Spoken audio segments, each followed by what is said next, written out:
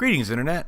Welcome to another episode of HeiseNerd Speaks, the program where I sit in front of a microphone and speak my mind on the subjects that I want to talk about this week. Coming up this week is going to be another franchise episode where I talk about a gaming franchise that was near and dear to me and that I want to kind of talk about. And this week we're going to talk about Dragon Quest. Before we get into that, I do have a couple of rapid fire topics to talk about. And I also need to talk about our partnership with the DNA Digital Network. For those that don't know, the DNA Digital Network was a network that me and my partner in crime, the real Gino, were using via our friend Dennis, who was heading up the network, to be able to put ourselves out on things like iTunes and Stitcher like that. It had been at the beginning of every one of our episodes of the GB3 and the Get on the Mic, which is Gino's podcast, and my own. But unfortunately, the network has kind of collapsed. It didn't go where it needed to be, and Dennis had a lot of personal things, I believe, that were going on. Gino was kind of more the point of contact with him, so he has more that he talked about it in his podcast, Get on the Mic, this week. So, I mean, if you want more of the details, you might be able to put that. I'll put a link to his program in the show notes. So, I mean, feel free to do that. No, there was no bad blood or anything like that. It's just personal stuff got in the way, and we wish the best for, everybody that was involved. So that's where we're at. But I do have a couple of rapid fire topics that I want to talk about.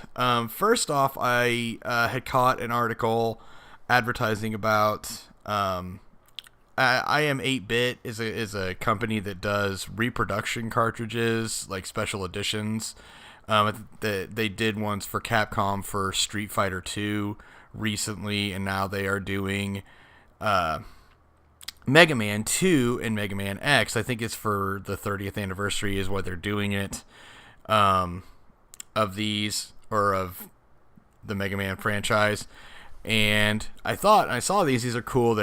It's a couple different, there's like a translucent blue, and then there's just another light blue color cartridge that works for the SNES for Mega Man X and for the NES for Mega Man 2.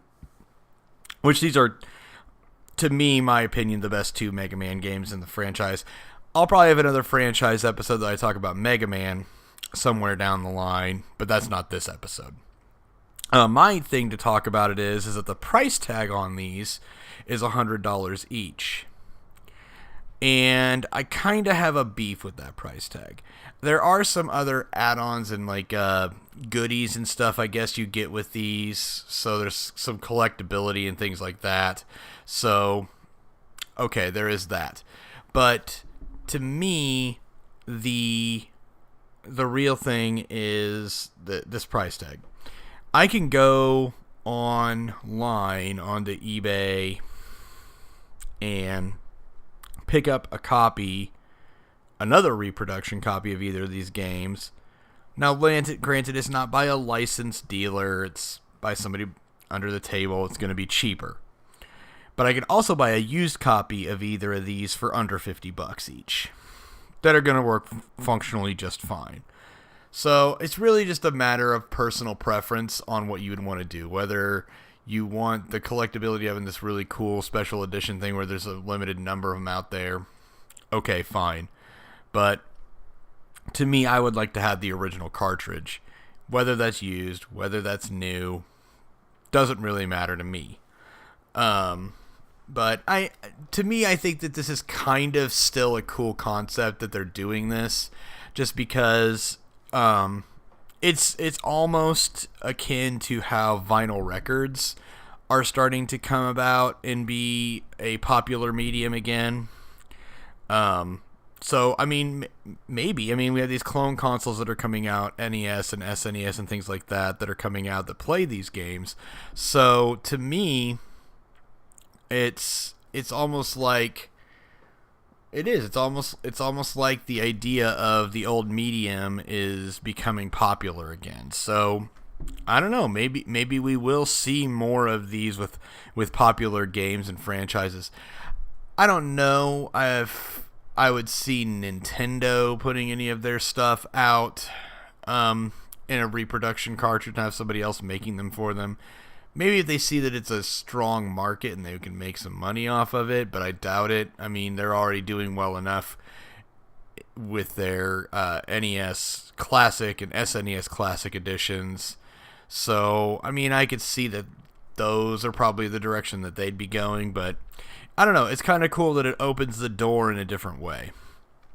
So the second story that I have is that I caught an article about Battletoads and the fact that there is the possibility that we might be seeing them back in the spotlight and coming out with another game. We know that they've kind of had a little bit of spotlight time by having two of their games on the Rare Replay compilation for Xbox One, and they also made a cameo in Ready Player One. Now the question is Microsoft might be lining up to bring them back. So David Wise, who serves as a composer for various games that Rare has done, and now he's putting Battletoads as a mentioner of something called Battletoads 2020 on his lineup of games. So to me, that's saying that there's a possibility, not nothing set in here, but set in stone, but it's a possibility that we might see a new Battletoads game. I mean, Rare is obviously busy with Sea of Thieves right now, having come out just recently, which is an open world pirate game for the Xbox One, and it's pretty popular right now. So I mean, they're pretty busy with that. But just the possibility that we might see an old franchise like that come back is pretty cool. The real thing that I would love is the fact that now people can call into GameStop and ask to pre-order a copy of Battletoads, if that were the case. For those that don't know, that was a running gag. Apparently that was a running prank call that people would do, is call GameStops and ask to pre-order Battletoads for a long time, because obviously there weren't any Battletoads games. I think it was just kind of an internet trolling situation where they were doing that. But again, I think this is a pretty cool thing. But anyway, moving on to the main topic, we're going to talk about Dragon Quest. I'm going to give some background on the franchise first, and then kind of give my story in where all this fits. So, for those that don't know, Dragon Quest, formerly known as Dragon Warrior in the United States, is a turn-based RPG series that began, I think the first one was released in 1986 in Japan. We didn't get it until 89. But this is an immensely popular RPG series in Japan. It was created by a man by the name of Yuji Horii, who worked for Enix company as a producer, and collaborated with some different people that were popular in Japan, particularly Akira Toriyama of the Dragon Ball series. Is the character designer for these games, and then Koichi Sugiyama was a composer, which, some of the best soundtracks ever. But anyway, immensely popular in Japan. They tried bringing it to the U.S. And pushing it through Nintendo Power and things like that to get people to get people hyped up for the idea of this RPG genre, which was really not that big of a thing at the time in the United States, on consoles anyway. It was met kind of lukewarm, and they pushed it. Nintendo themselves published the game, the first one, and they made tons of copies of it, because they thought, if we push this well enough, people are going to buy it. It's big in Japan. It's got to get to be as big in the United States, right? Well, turns out it wasn't, and they had a lot of surplus. So to kind of get rid of that surplus, what Nintendo did was for a while, they had put a promotion for people to subscribe to Nintendo Power. By subscribing to the magazine, you got a free copy of Dragon Warrior with it and a strategy guide. So now you have all these copies of Dragon Warrior floating around that were people that got Nintendo Power. And even then, it still didn't resonate. I mean, there were a lot of people that had that, but when the second one came out, which was personally published by Enix, it didn't resonate as well. Not as many people bought it. Same thing, but it did well enough for 3 and 4 to make it into the United States. But after that, Enix weren't doing great as far as financially they weren't. So they were very picky about what they were going to bring to the United States. And that way we didn't end up getting Dragon Warrior 5 and 6 for the SNES did not make it into the United States. We didn't get another Dragon Warrior game new until 7 came out for the PlayStation 1 in 2001. So there was a very large gap in between games. And then we finally got Dragon Quest 8, which finally got titled Dragon Quest, because the reason why it was called Dragon Warrior was because of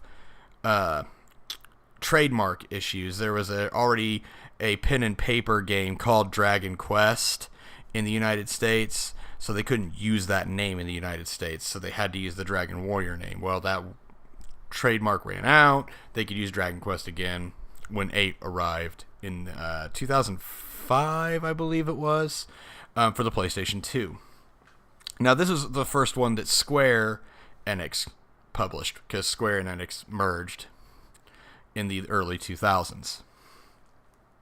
And then we got Dragon Quest 8. Dragon Quest 9 came out for the DS, and they did a better job of pushing the series, and it kind of it still does not have the momentum in the United States that it does in Japan, but it had enough to be able for Square to encourage Square Enix to be able to put their games out in the United States as well.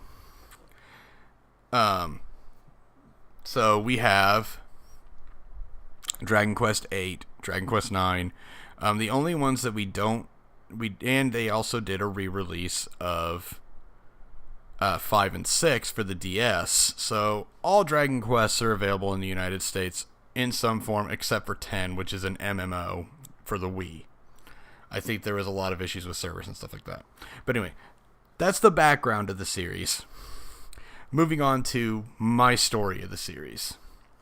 So, I got the first Dragon Warrior on the NES as a Christmas present. This was before the Nintendo Power push, or before they did the promotion to give them for free. I got a copy of it for Christmas from my grandparents. And I remember popping this game in, seeing the cover and thinking, oh man, it's a sword and it's an adventure game like Zelda. And it's top down. I'm like, okay, cool. And so, I get through the first part where you go and King tells you the quest, and you get the chests with the items and the gold in it at the beginning of the game. And then you go out of the castle and you're out in the world. And I didn't know you had to buy equipment or anything like that. I didn't know about random battles. I get in a random battle with a slime. Dead. Didn't survive, obviously, a red slime. So then later I learned, you got to go to the town and go buy a club, and you got to actually, and everything's menu based, and you have to, through time I learned you just have to keep fighting monsters to gain levels, and then eventually when you get stronger you can move further out and fight stronger monsters. And it was an experience that I enjoyed learning. And I remember being different from most of those that I hung out with and friends that I grew up with, because this was not a genre that they really got behind. They weren't into the idea that, oh, everything I gotta read and it's so slow paced and I have to just walk in circles and fight the same monsters over and over again, and it takes so long, and just they couldn't get into it, and I loved it, and I remember being so excited for the second one to come out, reading about it in Nintendo Power. Oh man, the second one's coming out, we're gonna get it soon. And my thing was that I always rented games from video stores. As a kid, that was our thing. On the weekend, we would just go and rent a game. Well, I knew Dragon Quest Warrior 2 was coming out. I knew, and I got a word that they were getting it soon. So I said, put me on the list, because you could at this video store in town, they were really good about, if a new game was coming out, you could be on the list to have it reserved. And I believe I was like the second person on the list when it came out, so that I would be the second one to get it after the first person had returned it. Well, I got that call, oh, your game's in. I was like, oh yeah, it's on. So I go and I rent that, and this is a whole different experience than the first one, because it's not, in the first one, you're just one hero, and you fight in battles with single monsters. In the second one, you're not just by yourself, you have companions that you meet along the way, and then you fight groups of monsters, and it's just a whole more, and the even more so expansive is the idea that the world that the first one takes place in is just a tiny part of an even greater world that's the second game. So it's just, in scope, humongous compared to the first game. And I remember doing that, and it's just really cool. And I could talk about hang-ups in a minute of things that, now looking in hindsight, that I think were problems. And I'll talk about that after I talk about all the other games. I'm going to talk about the games individually, and I'll talk about remakes, etc. But anyway, Dragon Quest II, really awesome. And then I remember, I never thought in a million years, because I knew that Dragon Quest III was coming out, but I didn't think, or Dragon Warrior 3, forget. It's like, I didn't think this was going to be popular enough that we were going to wind up getting the third one at my local video store. Turns out I go there on a random chance, and oh man, they're carrying it. So I hold up for the next time that it's in. I get that. And this is a whole different experience too. Not only do you have companions, but you get to choose what classes of companions you have in your party. Now, granted, they're kind of generic characters, so they don't have a backstory to them or anything, but that was okay. It was just something really cool that you can have this customized party of characters, or heroes in your team. If you wanted 3 warriors, you could have 3 warriors. If you wanted a warrior, a priest, and a wizard, which was kind of the standard party, you could have that. You could have 3 jesters in your party, which were about useless characters. And again, this world was just really expansive. And then it turns out that the third game is actually a prequel to the first and the second game. So, I mean, it's just really a fascinating series. And then we lucked out, and we got the fourth one in the United States. And I remember playing this one, and it was really cool because you didn't start by playing as the hero. You started by playing through 4 chapters of individuals. Each chapter was an individual story about individual characters, and it turns out these individual characters that you're having these stories about end up being the members of your party when you finally get to play as the hero in chapter 5. So you have this backstory of all your characters, which is just, for at this time and in this era, was just groundbreaking, because you didn't really have a whole lot of backstory to your characters in the 8-bit era. So, I mean, this was something else. And I really enjoyed getting to play that one. Again, there are hang-ups with that one, too, I'll be talking about. And then there was just a really long period where I didn't, get to play much as far as, Dragon Warrior or Dragon Quest went. I still had a love for those games, and I would pick them up and play them occasionally. The only one I ever owned of the original 4 on the NES was the first one. I never ended up buying the other 3, but I would rent them but I would end up renting them every so often. But then in the late 90s, I think it was 2000, I remember they came out with well, actually, no, I shouldn't say that. In Japan, obviously they came out with 5 and 6. Didn't get to play this because they didn't bring them here. They also had a remake of Dragon Quest 1 and 2 for the SNES, which they had talked about in Nintendo Power. Oh man, send letters, let them know you really want them to bring this thing. Nothing ever came of it. I was so upset because I saw pictures of it and I thought this was really cool, especially because I thought the idea of 16-bit enhanced remakes was awesome. After having played Super Mario All-Stars, I thought, man, every game should have this, and Dragon Warrior did. I didn't get to play it, but that's okay. I did later. I'll talk about that.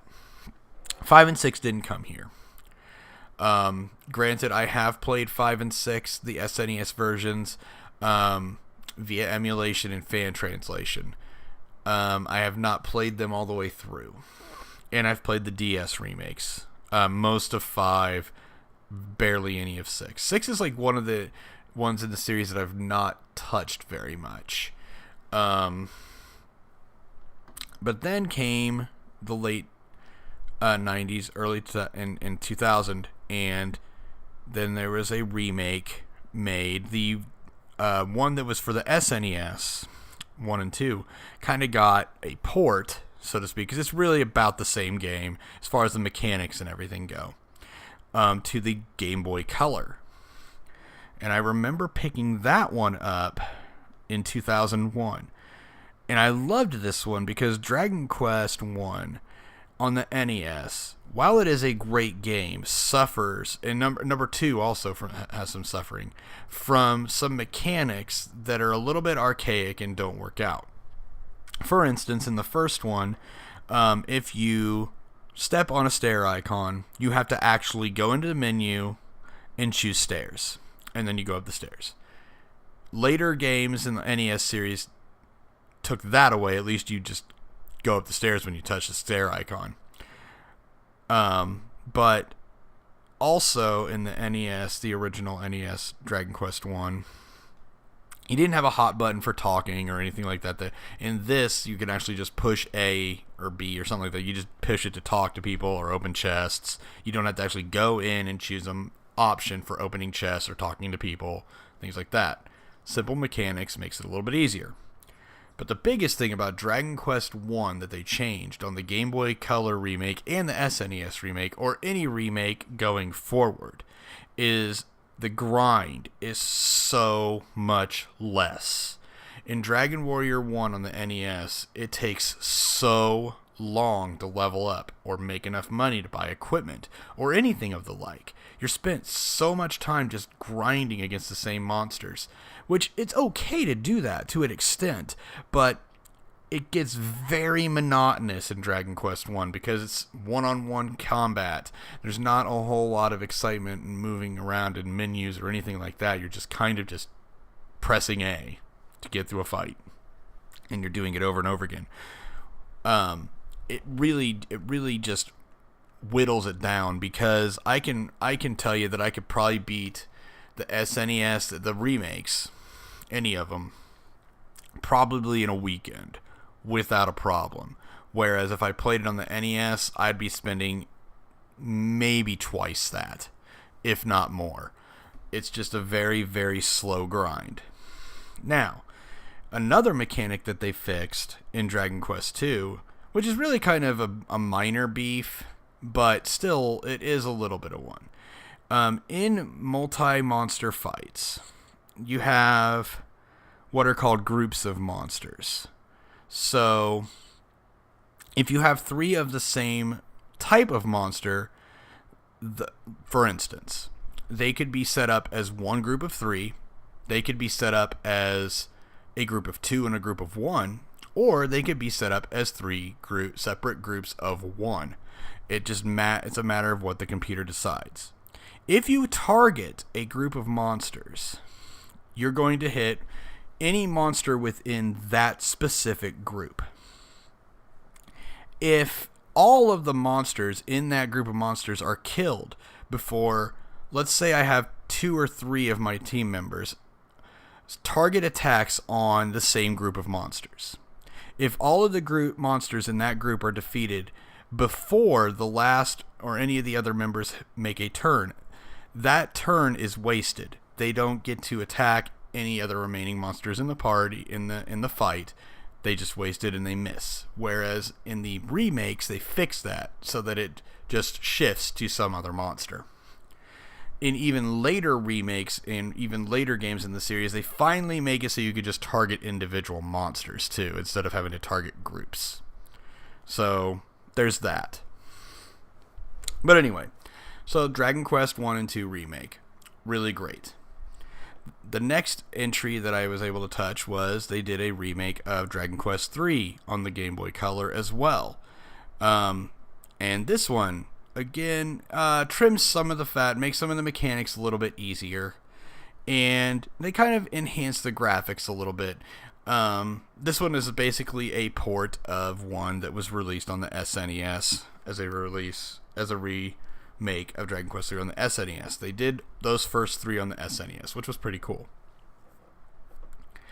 Anyway, that was a really good one. And then we moved on to the next entry that I finally got to get was Dragon Warrior 7 for the PlayStation 1. Got it for Christmas of 2001. Now, at the time, I really loved this game. And I thought that people were not giving it its due diligence when they kind of gave it some mediocre scores. In hindsight, yes, this game deserves some mediocre scores. Graphically, at this late in the game in the PlayStation 1 era, it looks pretty pathetic. Mechanics-wise, I love the Dragon Quest mechanics, but this game, if you thought that any other game in the Dragon Quest series was grindy, I beg to differ. Dragon Quest 7, I poured hundreds of hours into. The mechanics of it, especially the class system in it, is such an amazing grind fest. Because not only do you have your individual levels to worry about and your individual experience points, but you also have what is like basically the experience level of your jobs.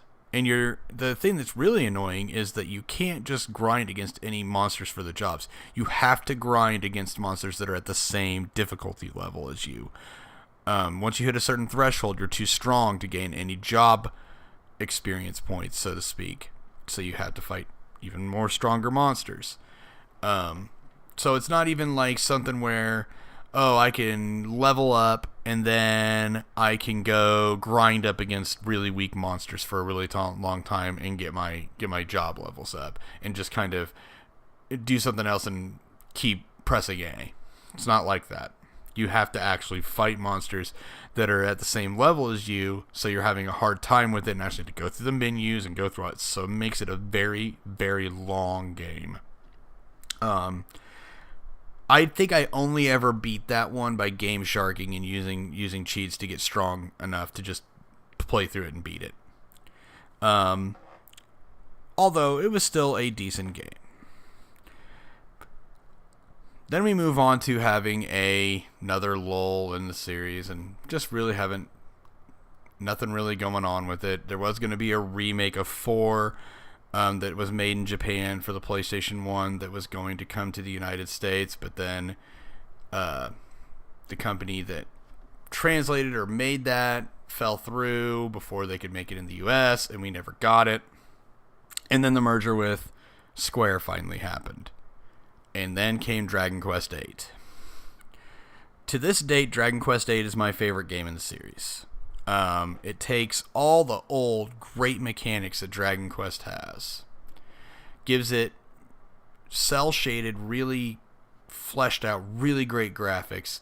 The world is so expansive because what's really cool about Dragon Quest VIII is that in your previous RPGs and Dragon Quest games and things like that, you had your dungeons, your towns, and then you had your world map where those dungeons and towns and things were on. And you would just go onto an icon, and you would go to you would be in the castle now, or in the town now, or something like that. Whereas in this, it's a real open, like, real world. So, like, the idea is, like, things like the castles and the caves and things like that are right there. You go into the entrance, and then you're into the cave. You go into the gates to the city, and you're in the city. Granted, there's load screens and stuff in between them, but it was just a really cool concept that it made the world so immersive. Battles were changed. What I really loved about the battles, and they changed up in Dragon Quest VIII, was you started the fight in the first person's perspective that all the previous Dragon Quest games have had. So you're in the menus, and the monsters are showing up in front of you in first person mode, and you make your choices for that turn. And then as the turn plays out, then you see the characters, your actual player characters, because you didn't get to see that before. You see them going and attacking the monsters, and you see the action happening during the whole turn. Really awesome stuff that they introduced. I thought that this one was a really good entry in the series. It's not as grindy as previous ones, but it can get a little grindy. You're gonna grind it out in this game, but it seemed a little bit easier too. They gave you some abilities and stuff that let you grind against metal slimes, which give you lots of experience points. So you had the ability to grind faster in this than other games, as long as you knew what you were doing. Just different things they added. They added the alchemy system, so you can make better weapons and armor for yourself earlier in the game and things like that. Just really cool stuff that they did in this one. The characters are interesting and funny. There's voice acting that was actually really decent in it. Just a really, really fun game. And you could pour a pretty good chunk of hours into it. You could probably get about 100 in it if you really play the game.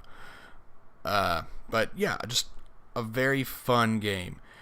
Then we moved on to Dragon Quest IX. But before Dragon Quest IX, they had the remakes of 4 and 5, I think, made it. I don't know if 6 made it yet before 9 came out, but I know that those 3 remakes of 4, 5, and 6 came out on the DS. The remake of 4 on the DS might... That one and Dragon Quest VIII tie for my favorite. I love Dragon Quest IV. But the DS remake is my favorite version of that. I'm actually currently playing through using via live stream Dragon Quest IV, the NES version, just because it's hard for me to find a well-working streamable version of the DS version. But that's a different story. But anyway, moving on, Dragon Quest IX came out. This is another one that I've played a little bit of, but didn't play as much of. The thing about this one is that you have, again, another party of generic characters. So after having played 8, where you had these individual stories of each of your characters, it felt like a departure.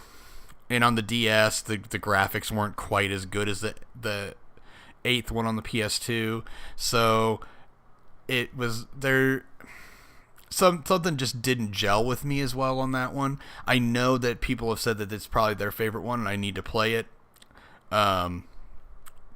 Different reviewers and things, so I really do need to turn around, pick that up, give it the time that it really deserves, and play it again. But just hadn't yet. And that's really about it as far as games that I've played in this original main series.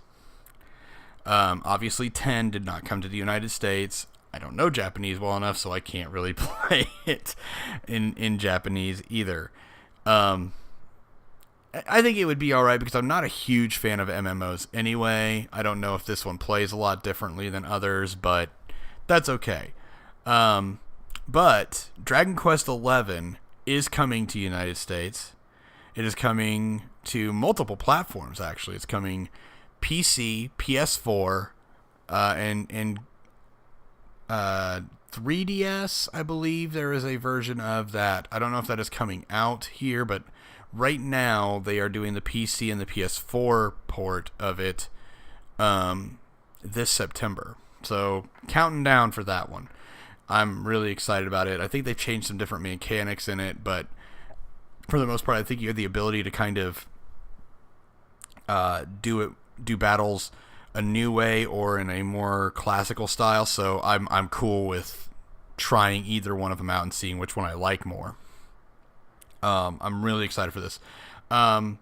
Another notable entry is the Dragon Quest Heroes series, 1 and 2, that have come to the United States as well as Japan, that are similar to the Dynasty Warrior. They use the same mechanics as the Dynasty Warrior series with a Dragon Quest spin to it. And these are some really fun games. I like the idea that it kind of makes me feel like, especially the second one, because it's not just mission based like the first one is. The second one's got like actual like travel in it and things like that, like an RPG does. So it feels like, wow, this is like an action adventure RPG version of what Dragon Quest could be. It's like, imagine this is what Dragon Quest is like when you're actually in the battles, but you're actually doing the fight. And you're fighting hordes of monsters and stuff. It's pretty cool. And I would recommend it to anybody. You could pick that up on PS4 and PC as well. So definitely fun things going on in this series, and I'm really excited to see what's going to go on in the future for it. Also of note that there are a lot of ports that have been put out on mobile. They've kind of gotten poor reviews, but I have played at least the first game on the mobile version and gotten all the way through it. It plays not that much differently than, say, the Game Boy Color and the SNES version. Graphics are a little bit better on that one too, but they're still a fun pick up and play if you want to throw down a few bucks and get at least the first two. I would recommend. But yeah, this has been a really near and dear series to my heart, and I just wanted to sit here and kind of go on about it and encourage people to play it, just because it doesn't get the momentum in this country that it deserves. It looks archaic, it looks old-fashioned, but sometimes a little nostalgia and a little bit of old-fashioned doesn't hurt, and I would just highly recommend anybody get on, play any of them. It's an easy series to kind of just learn how to play RPGs, and fun and whimsical and just really good stuff that I would recommend. And I would recommend it over about any other turn-based RPG series, including Final Fantasy. And that is my soapbox about Dragon Quest. Thanks for listening, everybody. I do appreciate the feedback that you guys have been giving me on this channel, and I do appreciate any of the subscribers that have come onto this channel. I would encourage you to reach out to your friends and see if anybody that you know hasn't subscribed to the channel and would like to give us a listen. I mean, whether you want to, say, hey, this guy does live streams, which I'm actually doing a Dragon Quest game right now, Dragon Quest IV. I'm about 3 chapters in, a little over 3. I'm almost done with the third one, and just having a fun time with it. And it's just a fun pick up and play game, and I'm hoping people can sit there and watch and see what this series really is about, and maybe get interested and play something, whether it's a newer one or an older one. Doesn't matter, good game series altogether. But yeah, just get on the channel, subscribe if you aren't part of it, encourage people, leave comments and feedback. I'm more than glad to respond to any feedback you guys have. I want to interact with you guys, and I do enjoy having the group that has been invested. And I just hope that you guys continue to be and can encourage others to be so as well. But also want to point out my partner in crime, the real Gino. He's been more than helpful in helping me get started and doing all this as a hobby. His channel is, just as I say it, the real, like is in movie reel, REEL, Gino. Just look him up. He does movie reviews. He's been doing some Let's Plays. So, I mean, he's kind of branching out in things that he does as well. And collaboratively, we also have our channel called Geek Be Cubed, where we had been doing a bi-weekly podcast, and we've done a couple different movie reviews. And, you know, we do collaborate and do some Let's Plays and stuff that have been on my channel. We might be putting some of that onto the GB3 channel as well. And, you know, we are going to change things up a little bit. I think we might be doing the podcast once a month and doing more reviews, Let's Plays, things like that, just to kind of shake things up a little bit and to give us something other than just having to come up with notes and you know, make a podcast. We can come up with something a little bit different each week and make it, you know, more interesting for ourselves and for those that are listening. But at any rate, I just wanted to, again, just thank everyone, and I do hope to hear from you all soon again. And I will be having another episode up. I've moved my podcast to a bi-weekly format just because it's a little bit easier in my personal life and material-wise, coming up with something that makes it a worthwhile podcast to listen to. So, at any rate, I will be on in 2 weeks. And in the meantime, please jump onto any of the live streams that I have. Leave any feedback you might want to. I will be catching everyone in a couple weeks. HeiseNerd, out.